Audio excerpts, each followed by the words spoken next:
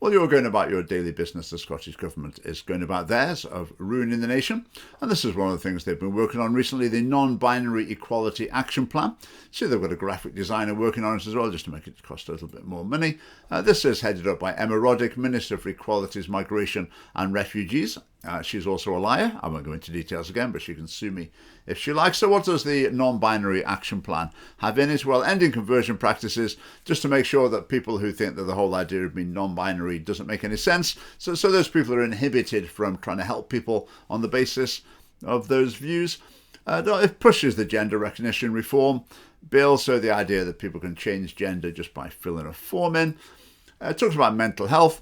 The idea here is that people who choose to live their life based on the delusion that they're not really a man or not really a woman, they're non-binary instead, I think that obviously isn't a good life strategy. It tends to lead to mental health problems or to be the product of mental health problems. But the approach in this action plan is that these mental health problems are sort of the government's problem to solve. So if people choose to base their life on a delusion, then it's the government's job to make their mental health just as good as anyone else's, which is going to be impossible. I mean, hate crime, just to make sure that the law doesn't apply equally to all citizens in Scotland. A bit about inclusive education, just to ensure that in schools in Scotland, this dangerous and destructive ideology is pushed onto all pupils at all ages in all subjects.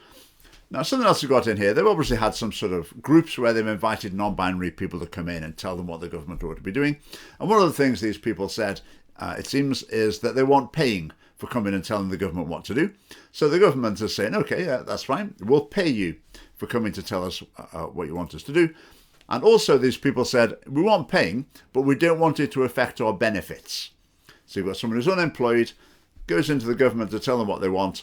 The government pays them for it, but they still get the benefits. I mean, great work if you can get it. Right, what else is in this action plan? Engage with health boards to consider suitable funding for transition-related healthcare. Remember, wherever you see the word healthcare, that's normally a warning that what they're talking about isn't really healthcare under any reasonable definition.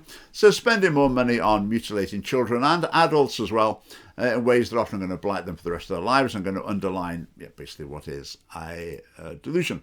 Right, the next one, work with the UK government to provide clarity on trans and non-binary people about their legal rights regarding fertility preservation, access to assisted reproduction services, etc.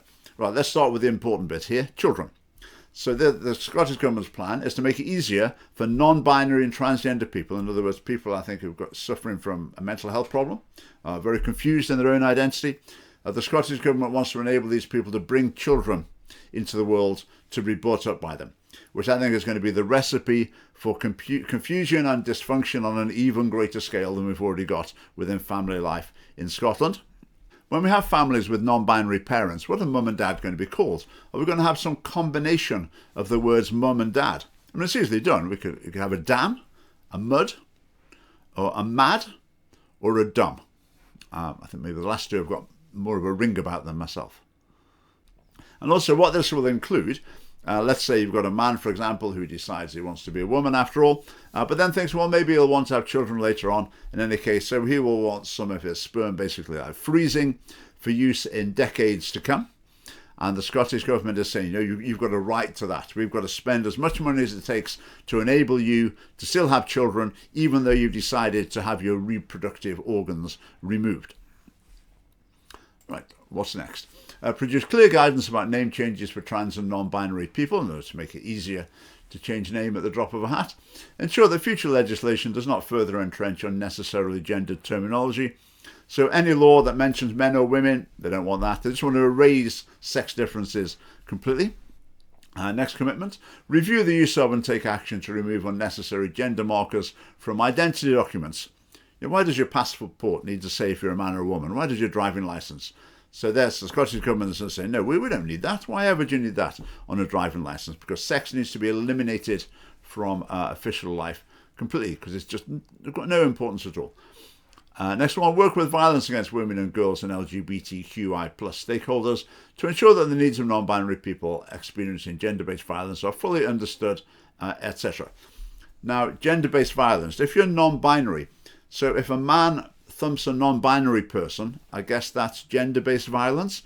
I guess if a non-binary person thumps another non-binary person, Is that I guess that's not gender-based violence. If one of the non-binary people is actually a man and the other non-binary person is actually a woman, does that make it gendered violence or not? I mean, can we not just apply the law the same to everyone? I mean, what a total mess this is. All right, next thing, we will commission research and identify and critically assess the current regulations, standards and guidance which acts to influence the provision and or operation of Scotland's public buildings in a way that impacts trans and non-binary people. Right, so this is a way of burning millions of pounds. All I can think of is talking about here is toilet facilities. So I guess if you've got a government building with men's toilets, women's toilets, there needs to be a non-binary toilets as well. Now, whenever I hear anything about the state of Scotland's public finances, it sounds pretty dire, but they think obviously they've just got tens of millions to spend solving this non-existent problem. Right, next commitment, work with the developers of CMIS to explore adding options other than male and female for recording pupils. So this is the database system used in schools to store pupil records for all ages, primary school, secondary school. So the Scottish Government wants to make it that there'll be male, female, or other options as well. And those other options will be for use, I would assume, at the request of the pupils, often with the parents not being informed. Right, sport. What's their objective in sport? Non-binary people increasingly feel welcomed and able to take part in sport. Well, I would say if you choose to identify as non-binary or transgender, part of your decision is that you might be excluding yourselves from sex-selective sports. It's just as simple as that. But the government doesn't seem to think so. They want to support Sport Scotland to reduce barriers to trans and non-binary people's participation in sport. In other words, we want more men participating in women's sport with all of the problems that leads to. Now, this whole ideology behind this, if you vote for the Greens, Lib Dem, Labour, SNP, they're all the same. They're all 100% behind this type of thinking. The Conservatives, they'd probably find some little details that, they wouldn't quite have worded it like that, or they're a bit unsure about this or whatever. But they basically go along with it just a bit more slowly than the other parties. But if you want this ideology ripping up by the roots, then you need to support the Scottish Family Party. And you can join us right this very now via the link below. Thanks for watching.